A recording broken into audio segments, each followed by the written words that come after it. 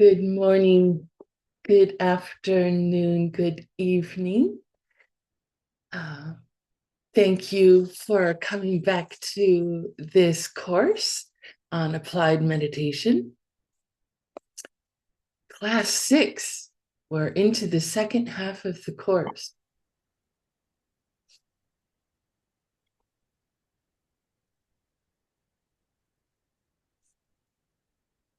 So let me get our prayers here.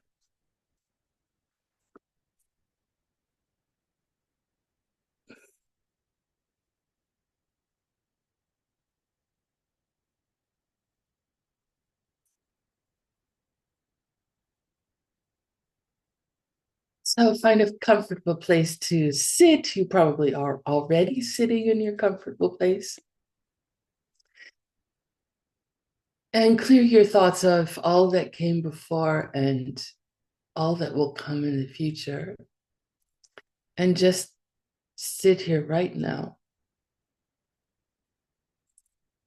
and think about why it is that you're here.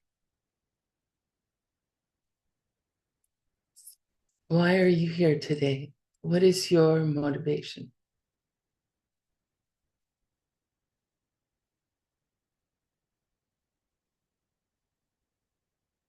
Make it as big as you can.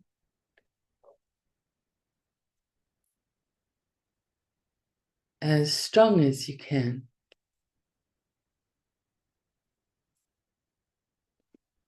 Feel it in your heart.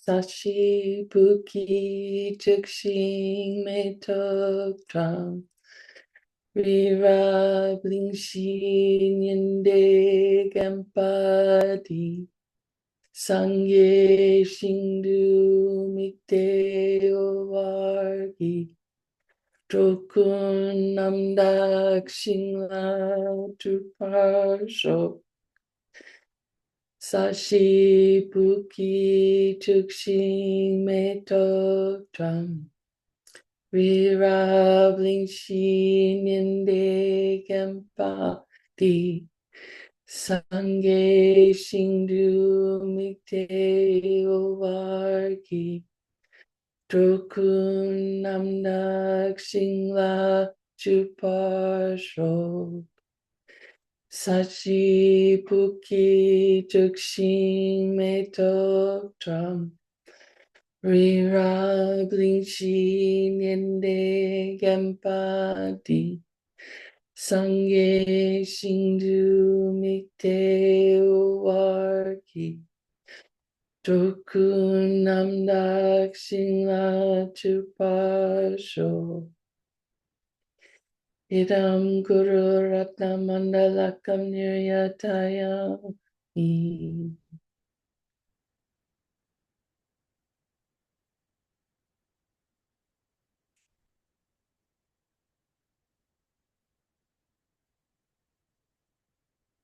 Sangye Charan Soki Chuknam La Jangchu Pardu Dakni Kyapsuchi Daki Chinshe Kipe Sunam Ki Drola Binshir Sangye Drupasho Sangye Chudam Soki Chuknam La Jangtu Partu Dakni Kyapsuchi Daki Chenche Ki Pe Sunam Ki Drola Pinchir Sange Drupasho Sange Chunam Soki Chuknam La Jangchu Pardu Dakni Kyapsu Chi Daki Chinyen Yi Pe Sunam Ki Jola Pinchir Sange Dupasho.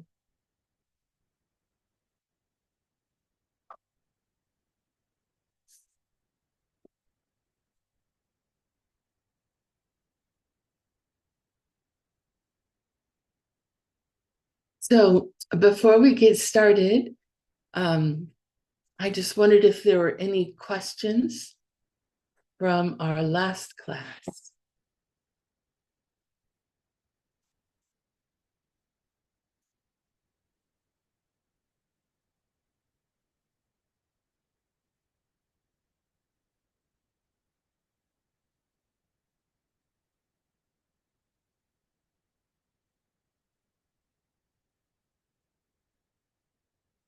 Okay, we can still take your question, Laura. I think it's going to be easier if I speak. Just I have a kind of maybe a misunderstanding that how to integrate the 7 ingredients into the 6 preliminaries, because my understanding the 6 preliminaries are more physical in cleaning and making the offerings, and actually it's like the 5th step of the 6 preliminaries is kind of the 7 ingredients. Might be that. Yes, it is. So the last, okay, so the last part of the 6 preliminaries, which is asking for blessings, is kind of while we are meditating, doing the preliminaries, we include at the end these blessings and then the meditation. That's how it goes, Yes. because that's how I was doing it.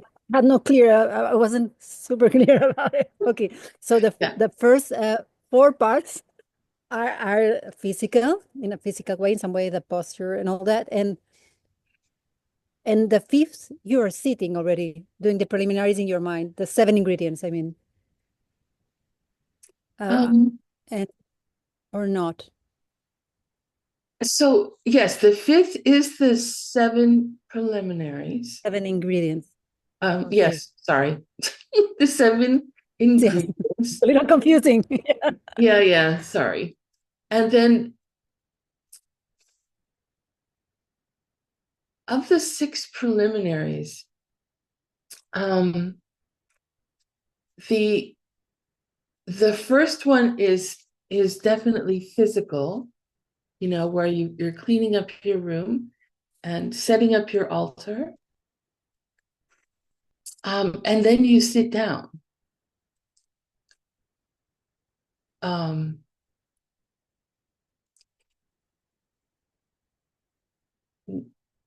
So the offerings, the oh, second setting one. forth the offerings, that can be physical. Yeah, sorry, that's physical. Okay, Um, okay. and then you sit down. So from the third one on, you're on your meditation cushion. Okay. Then it was okay. Okay, that was my Yeah. confusion. Okay. And for the blessings, you can do it after the 7 ingredients, or Yes, do it meditate after and do it at the end, or uh, just before, just after the ingredients. just after the 7 Because ingredients. So okay, the that's how 7 I've been learned. Okay, I've been taught. so the 7 ingredients are the way that we gather together all the positive energy we can, and purifying obstacles. Yeah. And then we request blessings from the beings that we have invited to be with us for our meditation.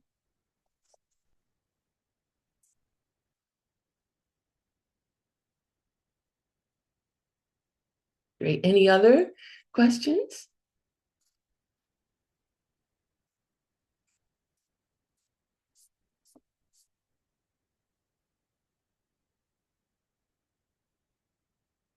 So we're in the midst of talking about the 5 problems that we will experience, that we can look forward to experiencing in our meditation, and the 8 antidotes that we apply to deal with those problems. So our first problem was what? Does anyone remember?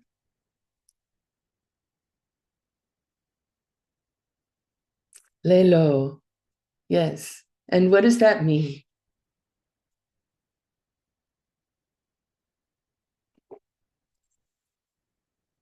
Laziness. And what is it? What did we say that it's really talking about? Yeah, it's not wanting to meditate. It's like, oh no, I got better things to do today. I get to serve the Lama or something, whatever it is. And then we had 4 corrections for that. Thinking about the benefits of meditation. And then flowing from that is wanting to meditate. Flowing from that is making effort, getting on the cushion. And then flowing from that is the 4th correction, the real antidote to not wanting to meditate, is to experience physical and mental pleasure and an ease with meditation by doing it regularly. And then what's the second problem?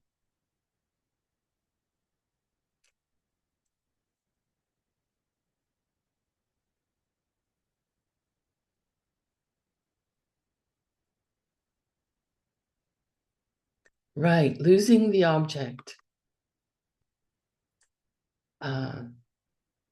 Forgetting the instruction, we call it, right? And then what is the antidote?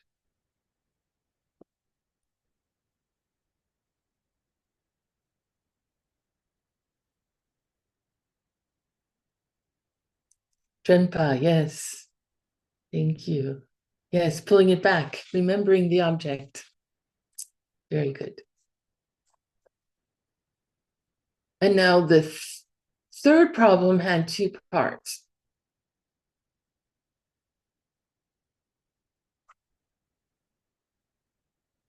What are the 2 parts?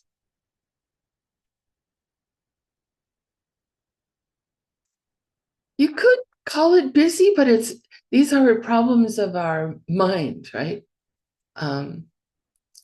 It, it's like an energetic almost sensation, both of these. We have dullness and agitation. And the agitation can feel like, I don't know, can feel like after you've had, let's say, too much caffeine, too much coffee, or too much tea, and your mind gets really tight. That feeling. And then drowsiness is the opposite. And what was our antidote for that, for those 2 problems?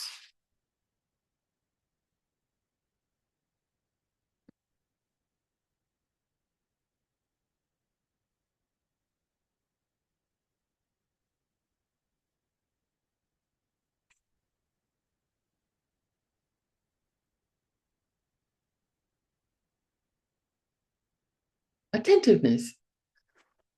Right. It's Sheshin in Tibetan, and it's basically the alarm. It's having this little piece of our mind, where it's basically just checking in occasionally and saying, how's the state of my mind? And if there is dullness or agitation, it just rings the alarm. It just says, hey, we got dullness. And that's where we left off. So we're going to pick up now.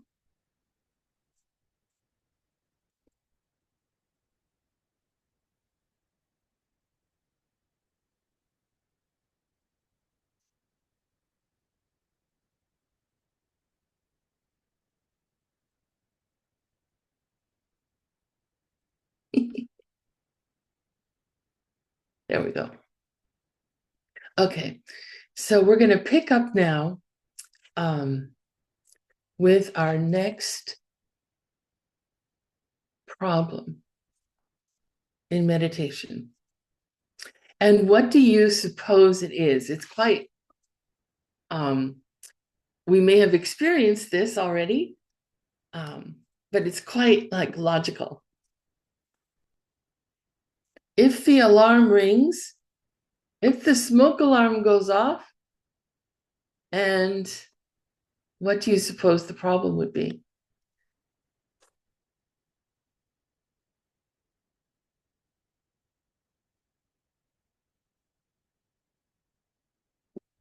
Laura, it's actually the opposite. The alarm goes off and we don't do anything. We hit the snooze button.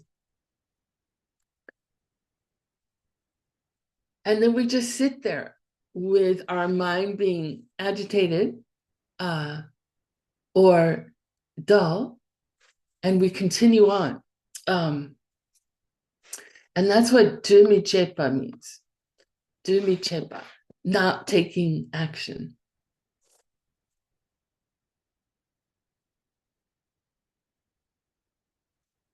So we're going to get into the antidote for, which I guess you could say the real antidote. I mean, they say that the antidote to dullness and agitation is this alarm, sheshin, that says, hey, problem. But it is true that sometimes the alarm rings and we don't do anything about it. We're so spaced off, or our mind is so tight that we just don't do anything. But the antidote to Jinkunyi, the two of dullness and agitation, is duchepa, is to do something. So we're going to talk about what it is to do something with dullness and agitation, which is the majority of our practice in advancing through the stages of meditation. I mean, we've got ourselves onto the meditation cushion. We've become familiar enough with the object that the object comes easily to us. We have fixation. Remember, we talked about fixation and clarity and intensity. So we have worked with these three characteristics of the mind, enough to know what they are anyway, to have some experience of them with our object of meditation. And now that we have our object, we understand these three characteristics of mind, we're now like doing the real training of our mind to keep our mind on the object for as long as we want to, single pointedly. And we're going to be working with these three characteristics of the mind, basically the fixation on the object, the clarity of the mind, and the intensity of the mind. We become more and more familiar as we continue our going up through the stages with how these three characteristics of the mind basically like are interact with dullness and agitation. So let's start talking about those.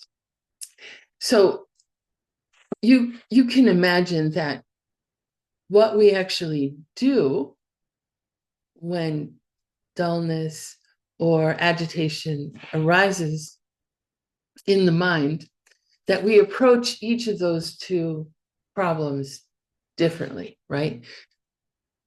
Even though this is one antidote for when either of the two arise, what we actually do for them, they're different. So let's talk about dullness first. What are the actions we can do to combat dullness? Because dullness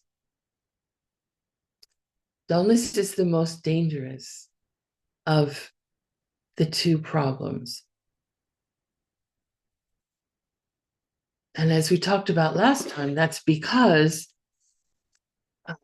subtle dullness can feel like it's good meditation, you know? Subtle dullness can feel good. It's masquerading, it's playing as good meditation, when actually it's not going to bring us much in terms of the results that we want, right? Not much at all.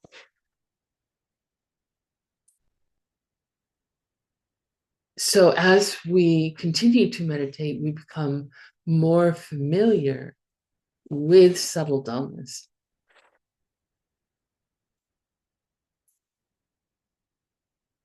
The first action that we take against subtle dullness is called Mikten la Sendrim. Say Mikten la Sendrim. Sendrim. And Drim, Mikten is the object that we're focusing on. This is just a particle to be like on. Sem is the mind, and Drim, a new word for us, is concentration.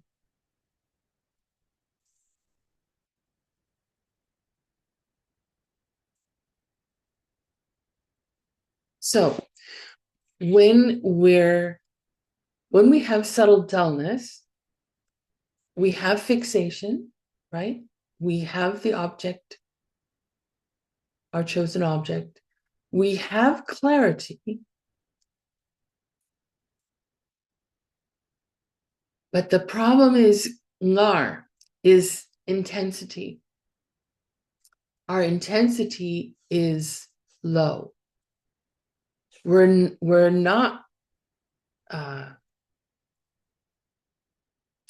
it's like we're not fully present, like we're engaged with the object, but our mind, but it's not done so in a way that's really strong. Like if we were talking about colors, the colors would be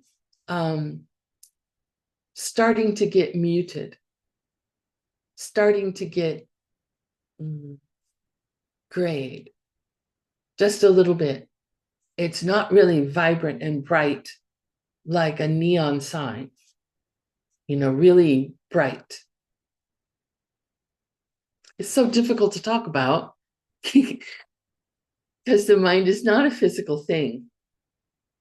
And we, especially in my country, we don't have words for dealing with the mind. Where Americans are, apologies to anyone else who's American, but we're kind of dull.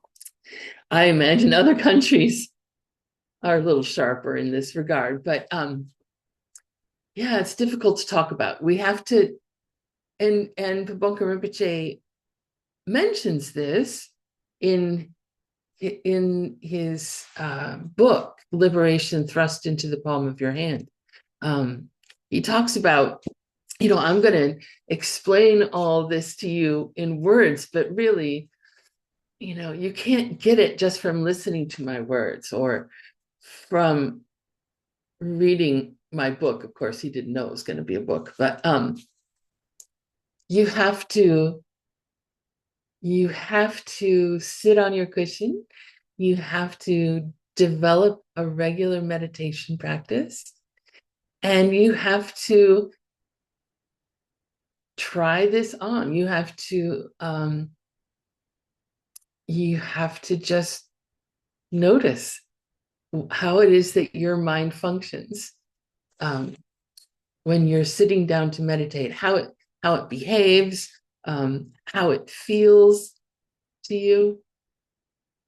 And then you get to, through this particular set of actions, you'll get to be able to have more control of your mind. So, tightening concentration. The first thing we do is we're increasing the intensity. We're amping up the ngar. We're brightening up our mind.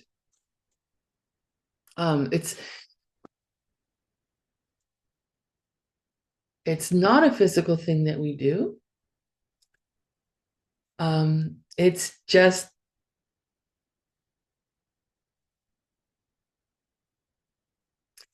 you could think of it too as an intention, like when we set our motivation before we do anything. We can do it just by words, by rote. Oh, may I become enlightened so I can save all living beings. Or we can really feel in our hearts this desire to make it as strong as we can, to become a being who's so awake and so full of love that she's able to care for all living beings. Like we can make it stronger. We can amp it up. I know that's an idiom.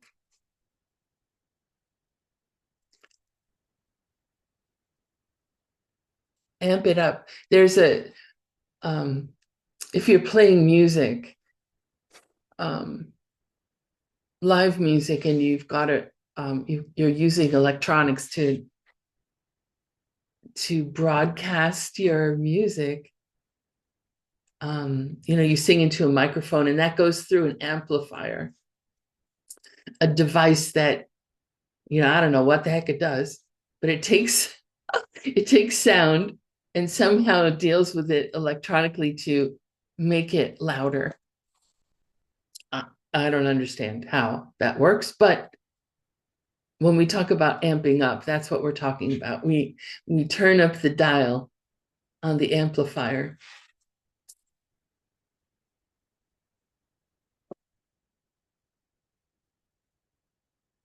So we're increasing our intensity.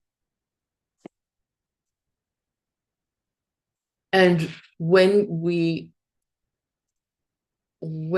are back to having fixation, clarity, and intensity,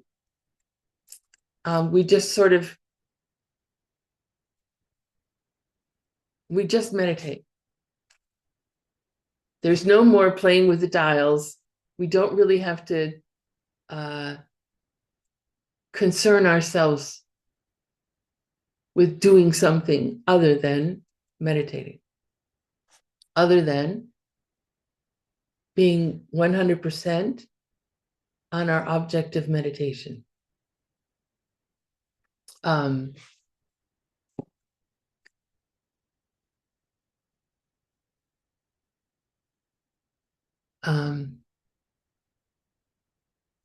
right. So Laura's question is, if you're not really a visual person, can we measure it through intensity of our feelings regarding the object?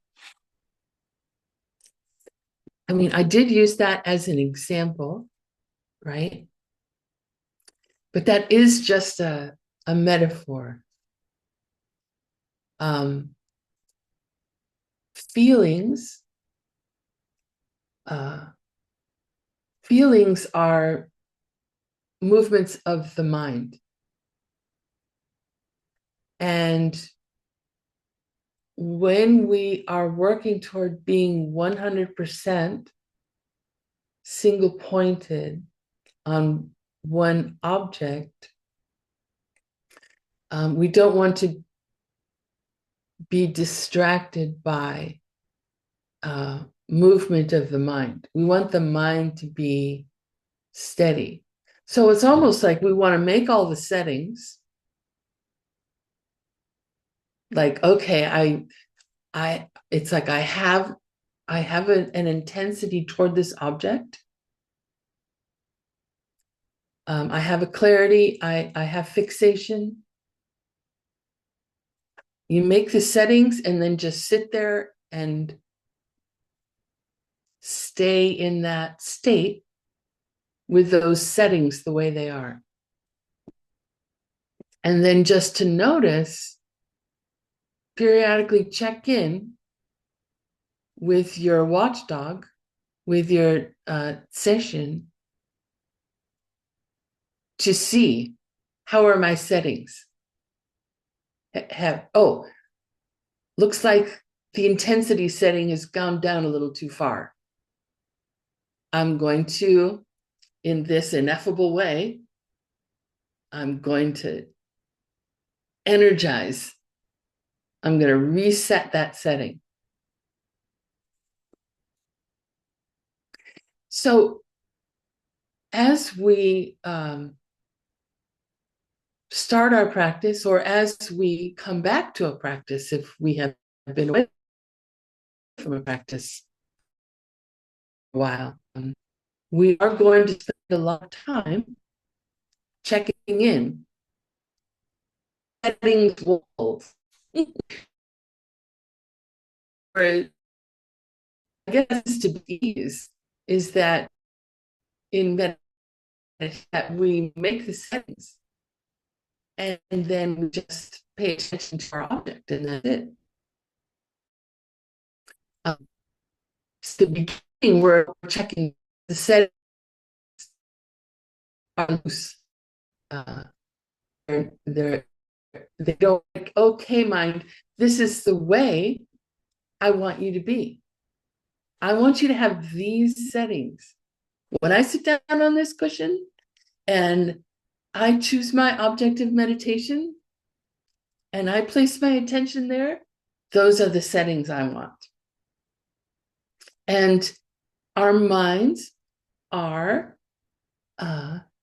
trainable. The more we do this, the more familiar the mind becomes with not only what it feels like to have fixation and clarity and intensity, but it wants to be there because we keep pushing it there. So over time, the settings will hold longer and longer. So long at the beginning could just be like, 15 seconds or something. And that's good. You can rejoice. Yay. I had 15 seconds of good fixation, clarity, and intensity. Yay. That's it. Fantastic. Okay, let's get back to that. And we do it again. And it keeps becoming more and more familiar to us as the settings we want to have. So again, we're talking about the action of dealing with dullness. And we're talking about first dealing with subtle dullness. When our intensity is waning.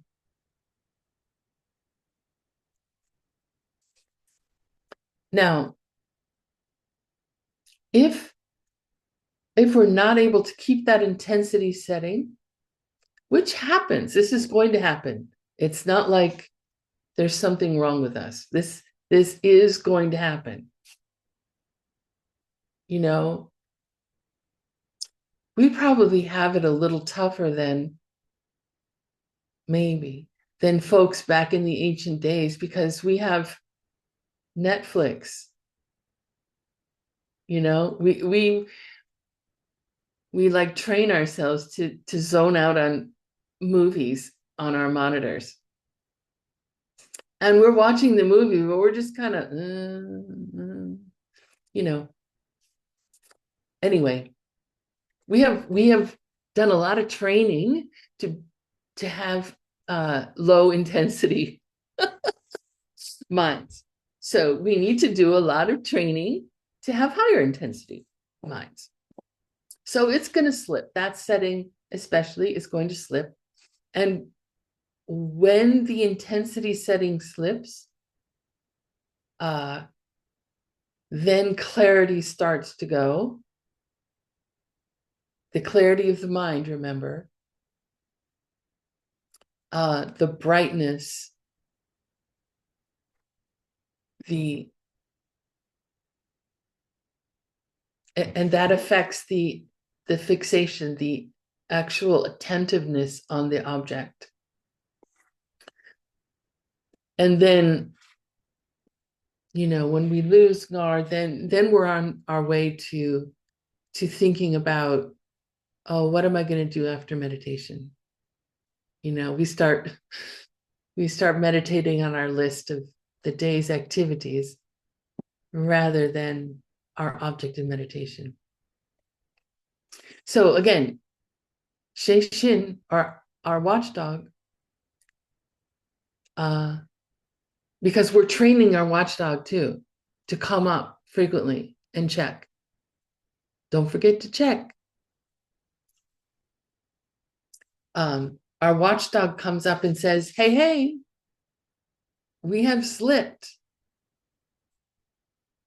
There's gross dullness going on. And it may take a few times of the alarm going off. And that's where this problem comes in. I'm not doing anything before we finally oh, right. I'm meditating. Right.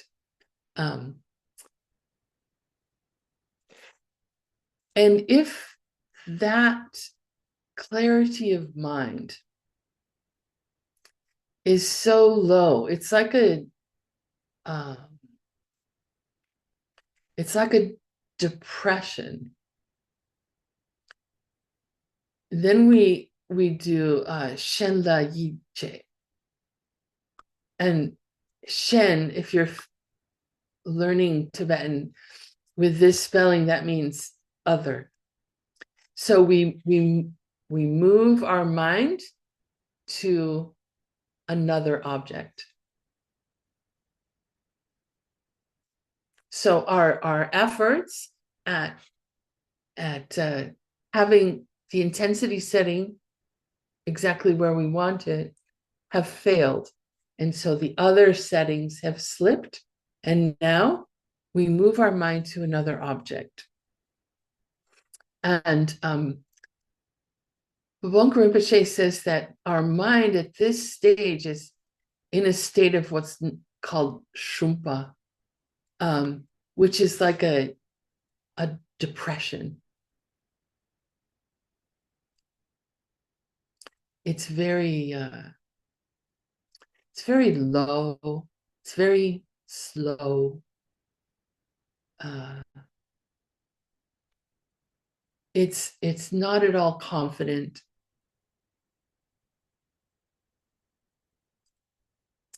And then what we do is we sang tupa, which means to uplift our mind. And we do this by bringing to mind another object that will uplift our mind, that will re-energize us, re-energize our mind. So what other objects can we use?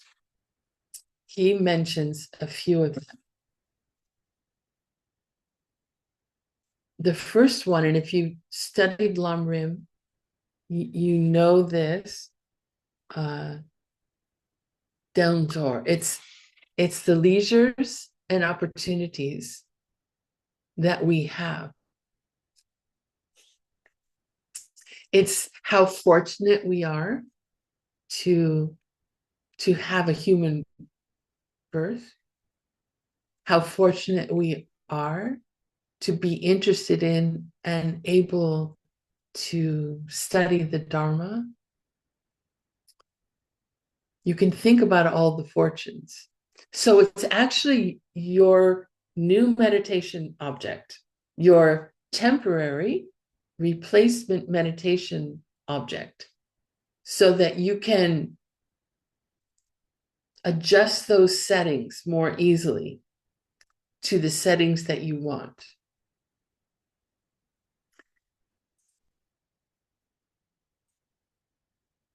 As soon as the mind has those settings, is especially with intensity, right?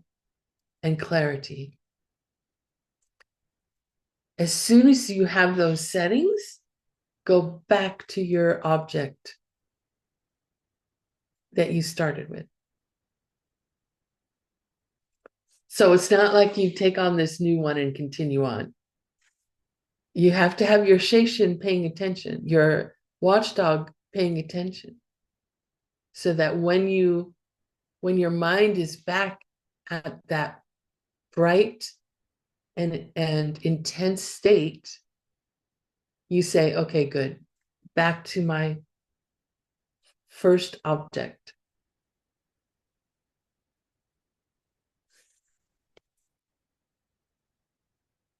Another of the alternate objects for uplifting the mind is we can think about the benefits of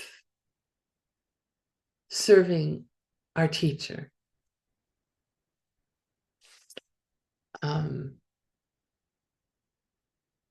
And this is again part of Lam Rim teachings, which, if you're not familiar, Lam Rim means stages on the path to enlightenment.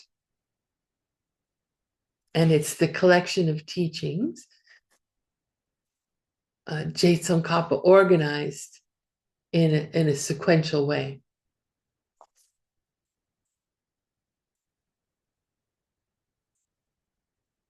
So again, we think about the benefits of serving a lama.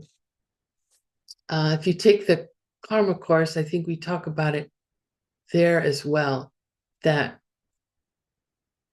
a lama is or teacher is a very high karmic object. Because the teacher is teaching you the way to become free of being stuck in the cycle of suffering.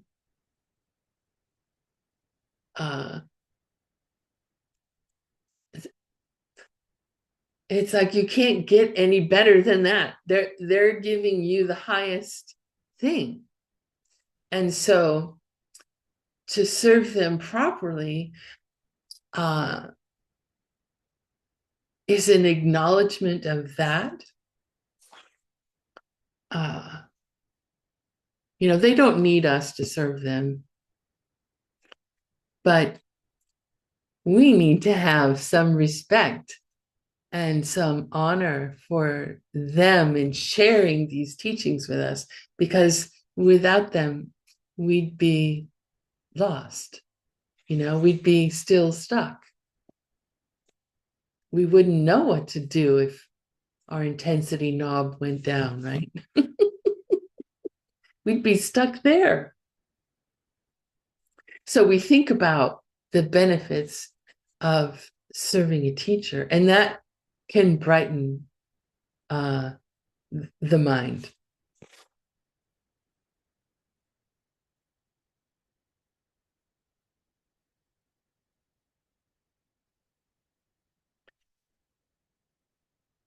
We can actually even imagine something bright. Like we can imagine being filled with white light, bright white light. And that can uplift the mind.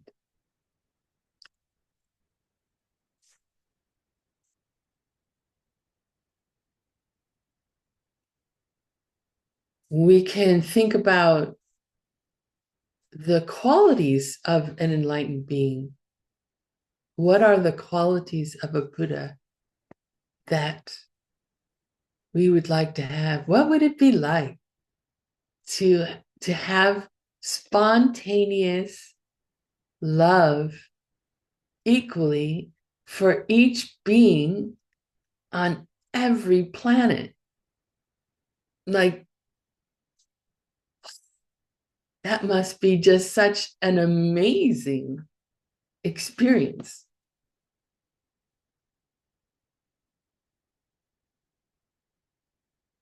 That much love. So that can brighten, that can get us, uplift our minds and get us out of this depressed state. And again, our watchdog is watching. And when the mind is back to the state we want, with fixation and clarity and intensity, we stop that object and we go back to our chosen object, our first object.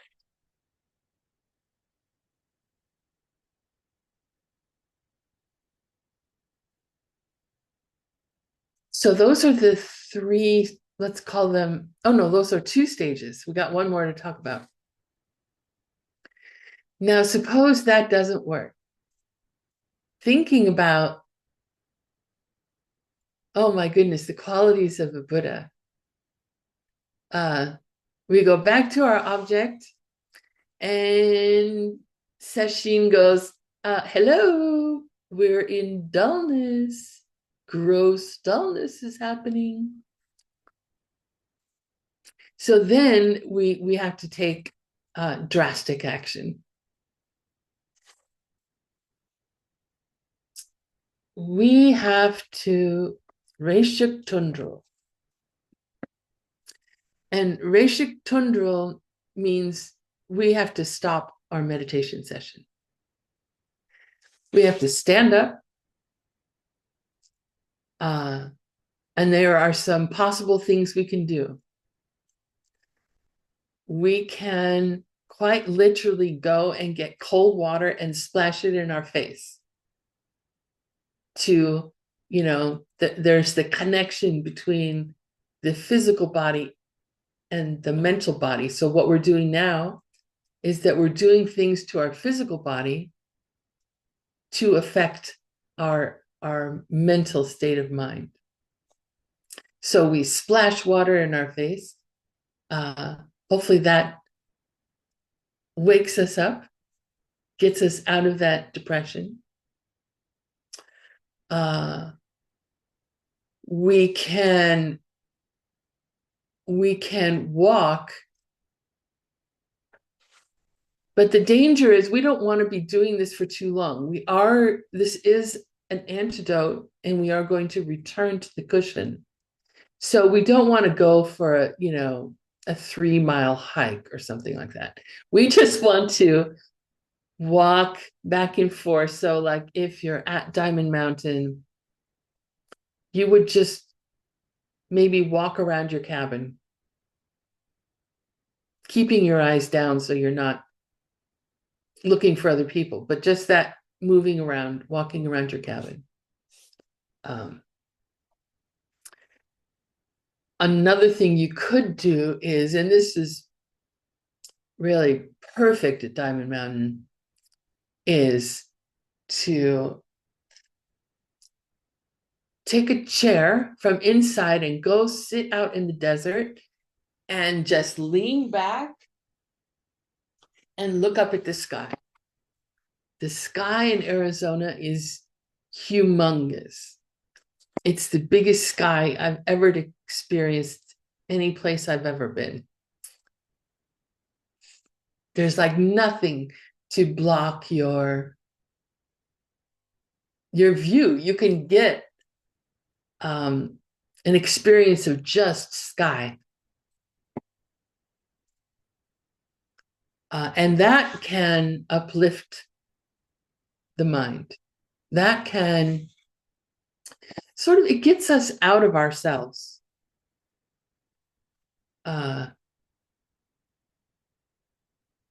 It like frees the mind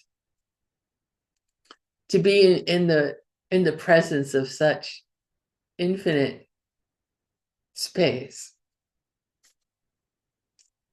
So once we're feeling more awake, then we go back to the cushion and work on our object. So we've got 3 like levels of of actions that deal with dullness. The first level, the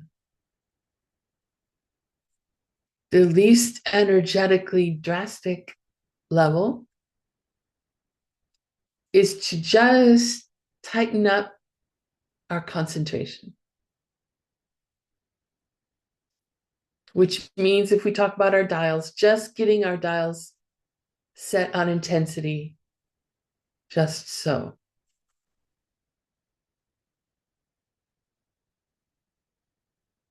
Then we had the second level, which is if that working at that level is just dealing with the intensity,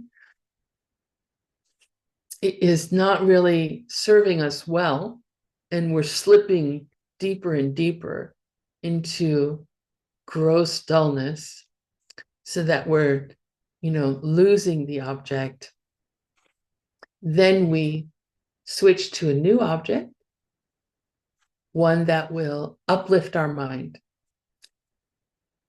And again, we want to have fixation and clarity and intensity on that new object to refamiliarize our mind with the level we want to be at. And then we go back to our object. And then if we're just, the alarm goes off and we're actually snoring or something, or our head is falling over, which happens, right? Sometimes it's not a falling over, but it just sort of, and then before you know it, oh, my head is resting on the floor.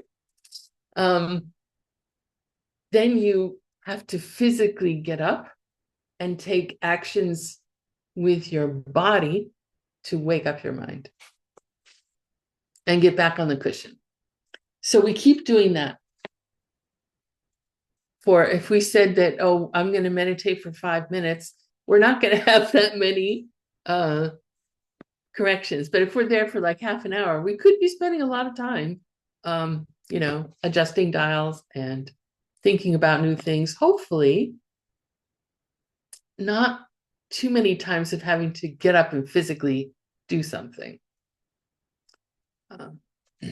I will say that if you do, this is not in the books, and Geshe Michael didn't speak of it, but if you do have to take those drastic actions, those physical actions where you're actually getting up off your cushion and you do something else, when you come back, just very quickly go through the preliminaries to set your mind, to set your intention, to make sure that is there.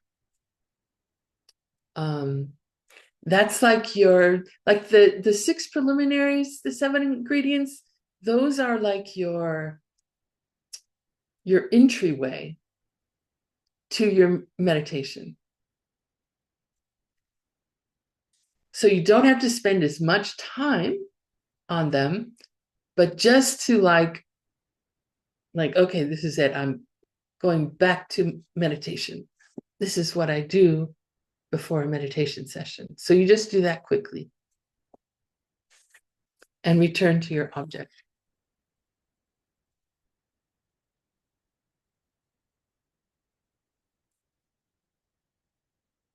So learning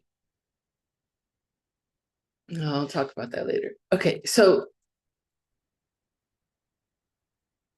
no, I'll talk about it now. So next, we're going to talk about what actions to take when your mind is agitated. When your watchdog has sound the alarm that, hey, subtle agitation going on. There's water flowing under the ice. Or, hey, you're thinking about what you're doing next Tuesday. No, yeah. Gross agitation going on.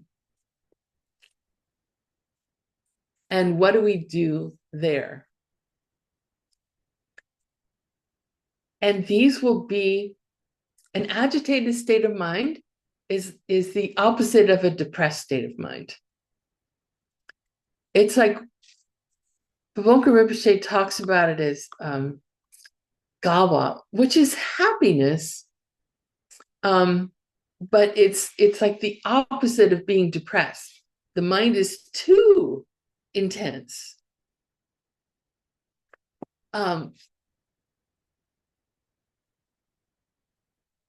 Like a kid who I don't know, has always wanted to, I don't know, get a puppy.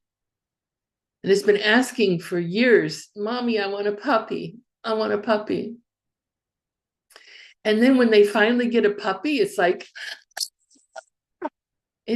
they're so excited about having a puppy. Their minds are just so intense and wild. And that's what ge means, remember? The gepa that we translate as agitation, but it means wild. So these are two opposites. The actions we take to uplift a depressed mind, and then actions we take to bring down or calm down a wild mind, an agitated mind, a frenetic mind. If you know frenetic, it's just high intensity energy that I should not have had 3 cups of coffee feeling.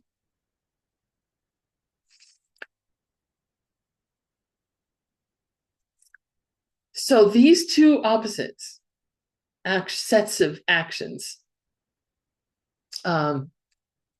it's kind of like when we first learn how to ride a bike.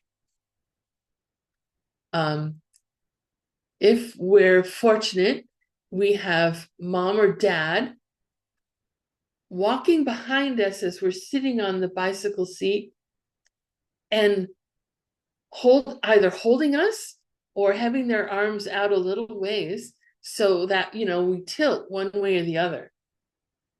We don't know how to balance yet. And so we can think of what we're doing is like we're learning how to be balanced in between the mind being depressed and the mind being just out of control, wild energy.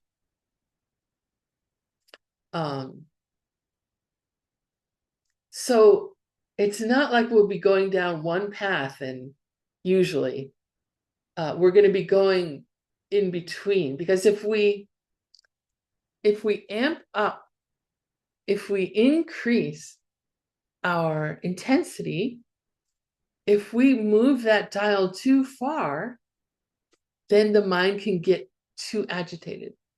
It can get too intense and too wild. And then that would cause us to skip off the object. We would lose our fixation. So intensity can make us lose the object if it's too low. And it can make us lose the object if it's too high. We can skip off to another object.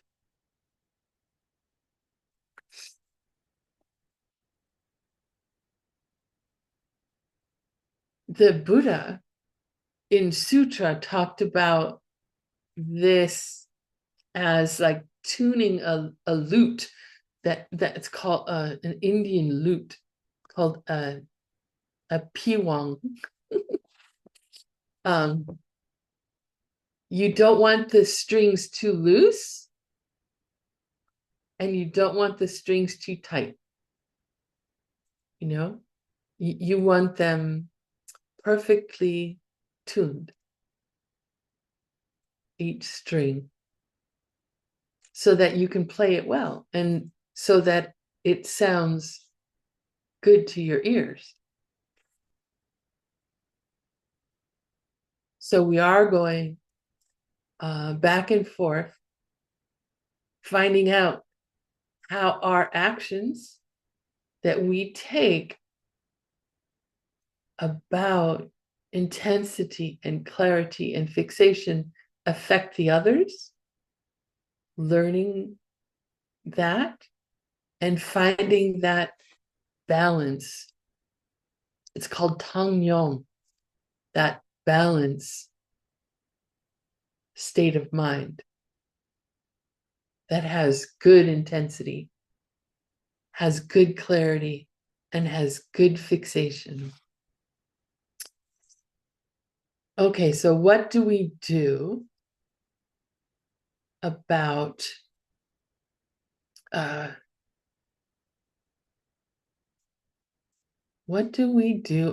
agitation? These actions are generally called lepo, which we had last time, which means to loosen. So we are going to loosen our concentration. Where with dullness, we're tightening it. Here we're loosening it. We Seishin has our watchdog has sounded the alarm. There are fish underneath the ice. Danger, danger. There's subtle agitation going on. So we loosen our concentration.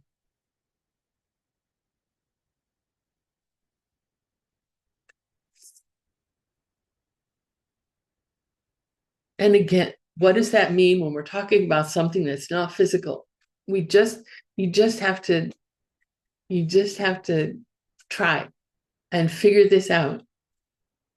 This is just like basically a class in metaphors, really. But you will figure it out. It's definitely possible, and it's definitely doable. If I can do it, anybody can do it.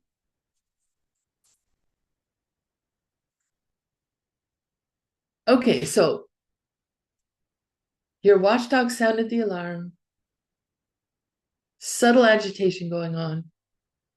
You make your adjustment, turn down or loosen the intensity a little bit.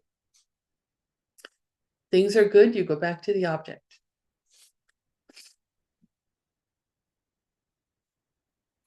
Or maybe things aren't good, but maybe you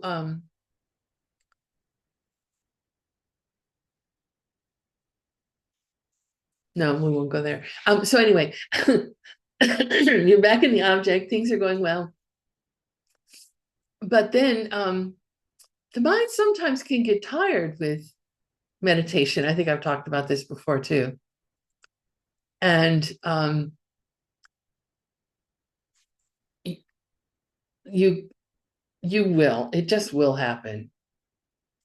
Not could, it's going to happen that your mind will skip to another object. You will start planning your day, or you will start thinking about here you are, you're meditating on, let's say, your teacher's image, and then you start thinking about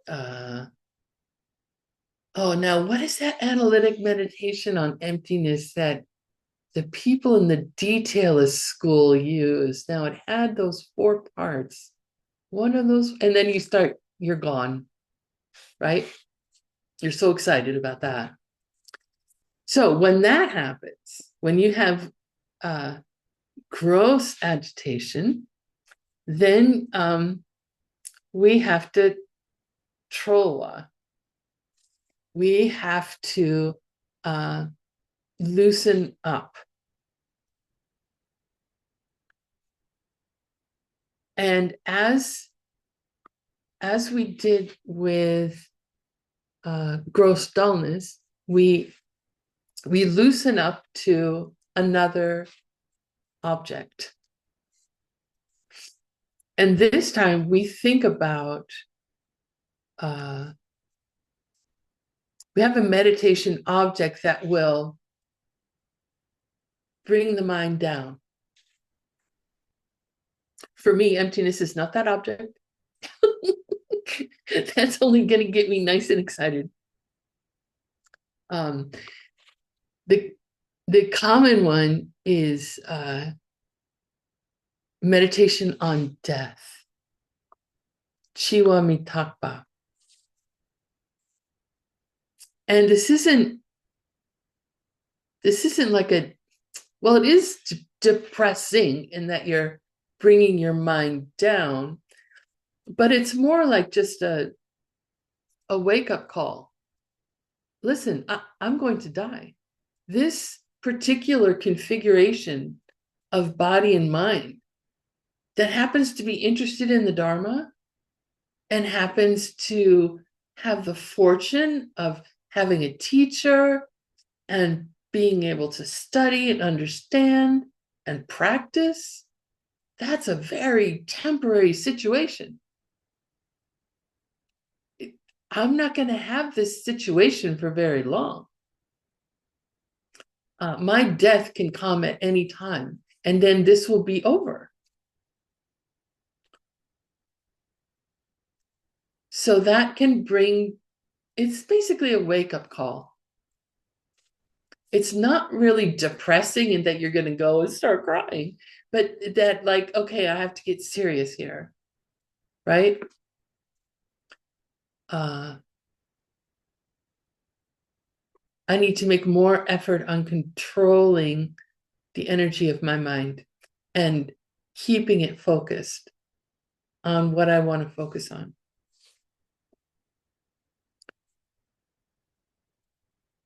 Another possible temporary secondary object for bringing down gross agitation is to think about the suffering of life. And again, this is like a wake, it's a different kind of wake-up call. Very similar, that there's the suffering of suffering, right? Physical suffering, mental suffering. There's the suffering of change. Even if I do get good things, they don't last, so that's suffering, which is really just what the death meditation is about. But and then there's the third kind of suffering, which is pervasive suffering. I am under complete control of the ripening of the seeds I've planted in the past. Karma is throwing me this way and that. How am I ever going to get out of this wheel of suffering if I don't control my mind so that I can place it on the one object that can get me out of this cycle of suffering? Seeing emptiness directly. So those are two different alternative objects that you can use if you are in gross agitation and you need to calm your mind down. And then if those don't work, if your mind continues to, now I really got to think about that emptiness meditation. We have to do something physical. Work with our physical body to help control the mind. But instead of getting up and walking around, which in this case would be the wrong thing to do, because that's just playing into a wild mind and giving it more ammunition. This time, the recommendation is to move the object to the breath. So, and making the breath, counting the breath out and in is 1, out and in is 2. Slowly, deliberately, and then just relaxing into letting that be naturally long, not forcing. And as soon as the mind has calmed down, then go back to your object.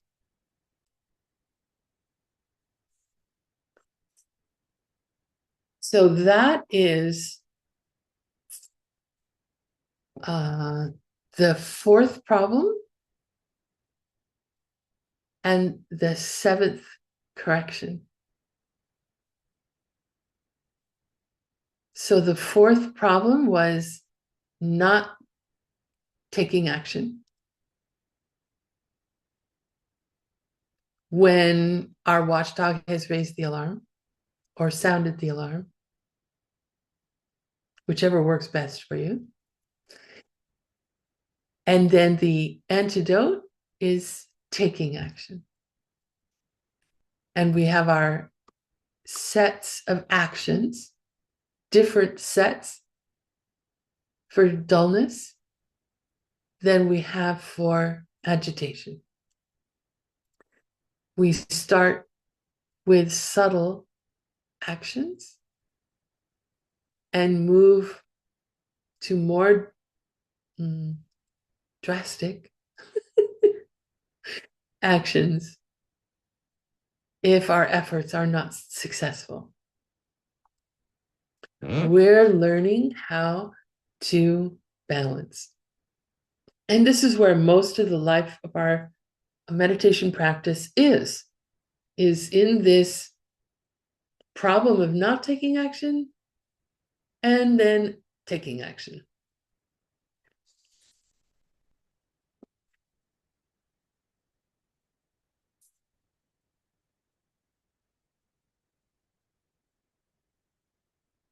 At this point, Geshe Michael said, don't end your meditation session when you're in a state of failure, if you can help it. I kind of talked about this a little bit before, but you want to have this like relationship with your meditation cushion such that you really want to be back there meditating. So if you can, to end your session when things are going really well, or even just a little bit well, doesn't have to be really, really well, but where you feel like you've applied an antidote and it's working, and you go, and your mind is like happy about that, then you can end. So don't leave when you're like, oh, I couldn't do it, because then you're not gonna like your meditation cushion, because our minds don't like to be unhappy.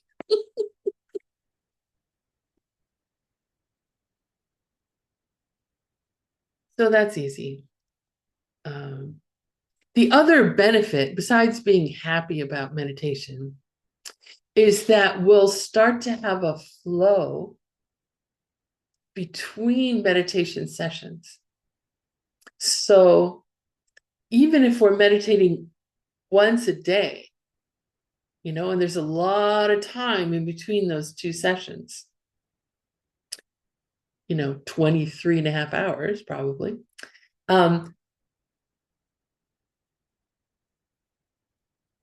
There'll start to be a flow. When we leave it, when things are going well, it's more likely that when we return to our cushion, we're going to be in that spot, or that starts to happen as we become more skilled in applying the antidotes, in working with the problems of dullness and agitation. As we become more skilled, the flow stretches out over sessions. This is really noticeable when you're in retreat and doing more than one session a day. And then there are other things you're doing in between meditation sessions to sort of protect your meditation state of mind. But you really do start to see the flow of your sessions. Okay. We are going to finish the problems and antidotes. So the last problem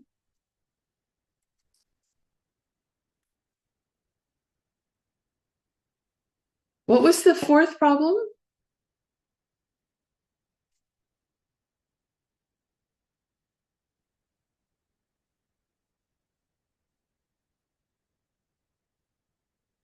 not doing something.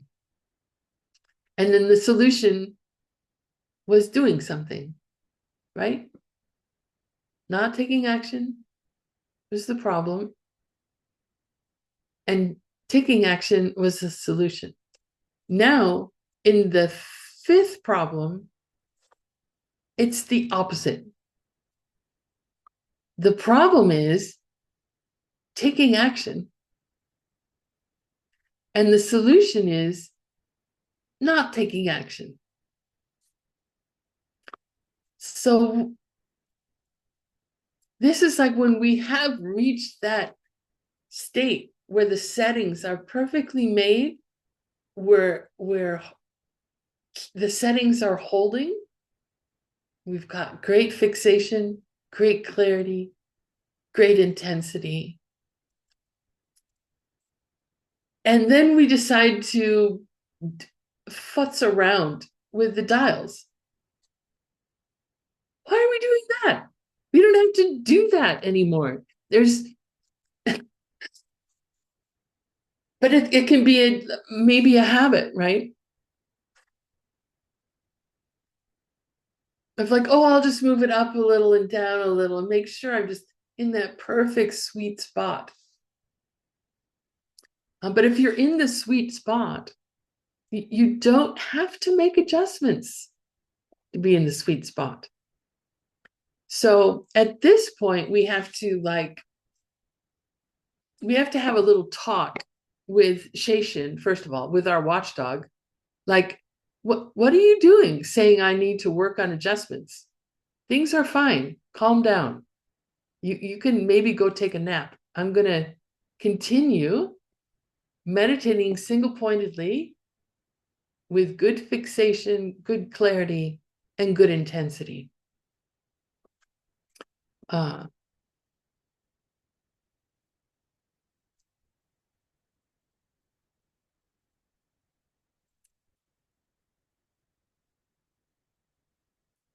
So, I mean, that's all there is to that one, really. And this is the state of being single-pointed on your meditation object. And this is the state where, okay, we have control of our mind.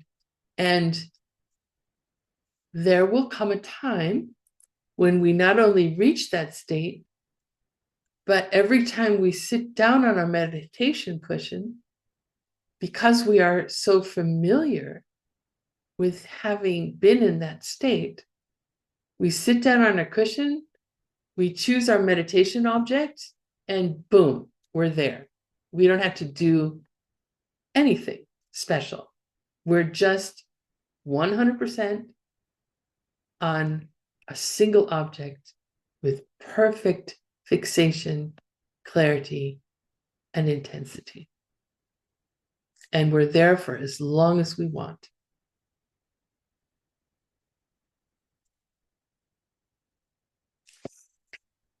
There was this saying back in the day that sort of got Jason Kappa a little bit upset.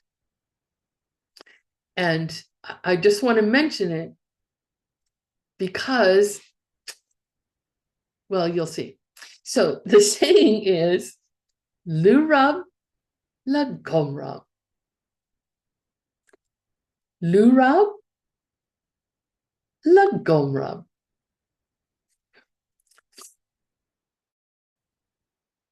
And what this means, means perfect loosening. Means perfect meditation. So the Tibetans had the same,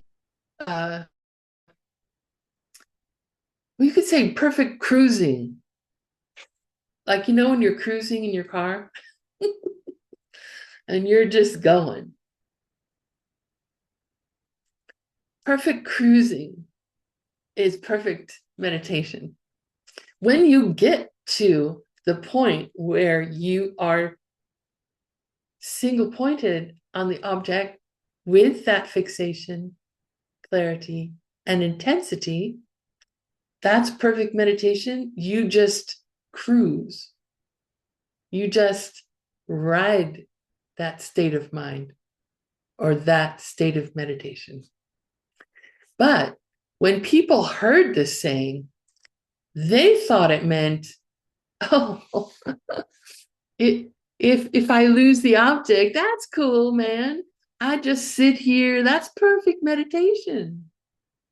And they don't apply any antidote.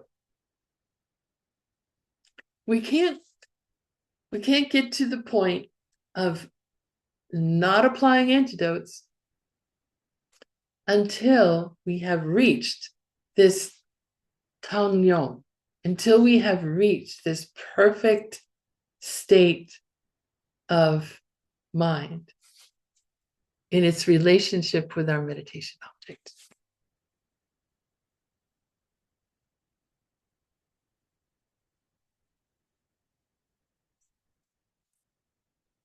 Wow, I'm done 3 minutes early. That's a record. There was one question here, I think. Did it go away?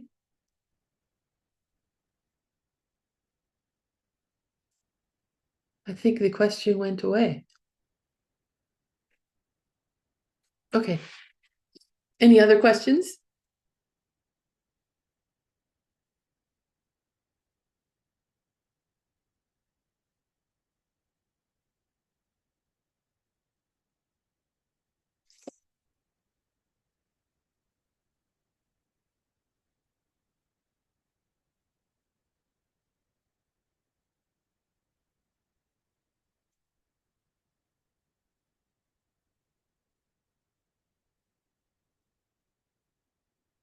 Okay.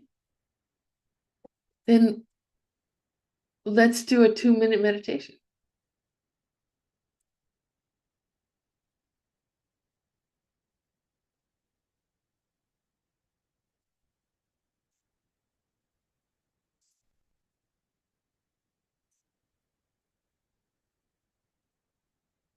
So get in a good physical posture.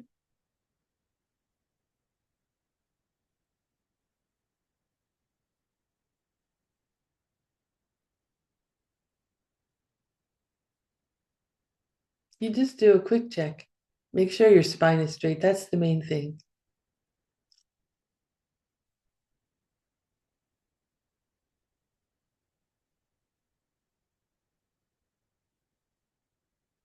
Focus your mind on the breath as it exits and then enters your body. Having your attention be at a single point at the tip of your nose.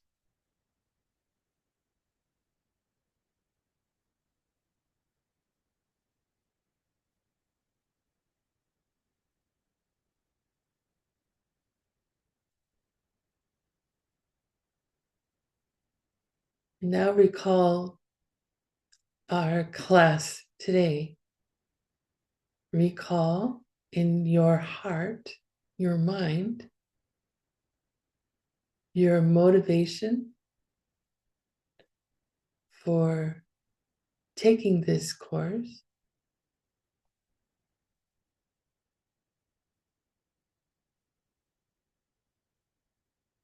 Think about your attention,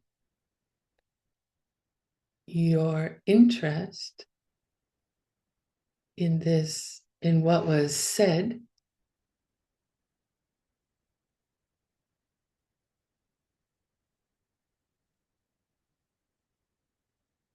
Think about how understanding how to work with dullness and agitation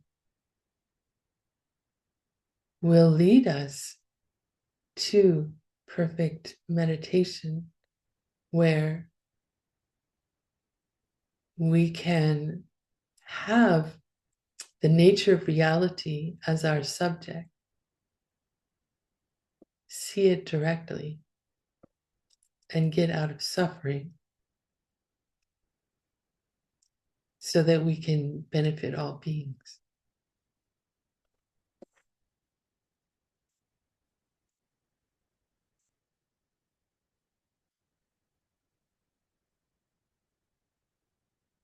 Tashi Puki Chukshing Meto Dram Virabling Shin Yende Kempadi Sangye Shindu Mikte Uwarki Drokun Namdak Shingla Chuparsho Yadam Guru Ratna Mandalakam Niryatayami Ewadi Kewoku Sunam Yashe Tsoksokshi Sunam Yashe Lechungwe Tampar Kunyi Topar Sho.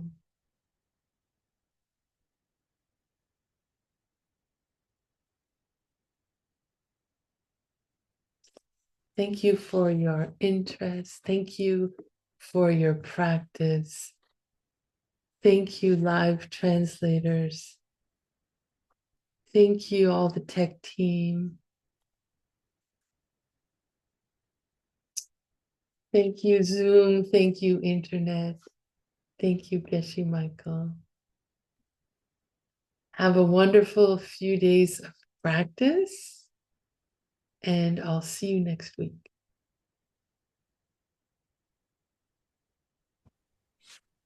Thank you, dear Upala. Thank you for your teaching.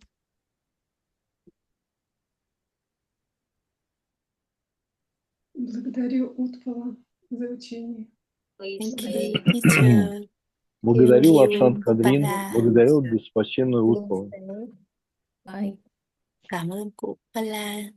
Всех студентов благодарю. Все, кто пришел. I love hearing all these languages. Thank you. Okay, see you next week.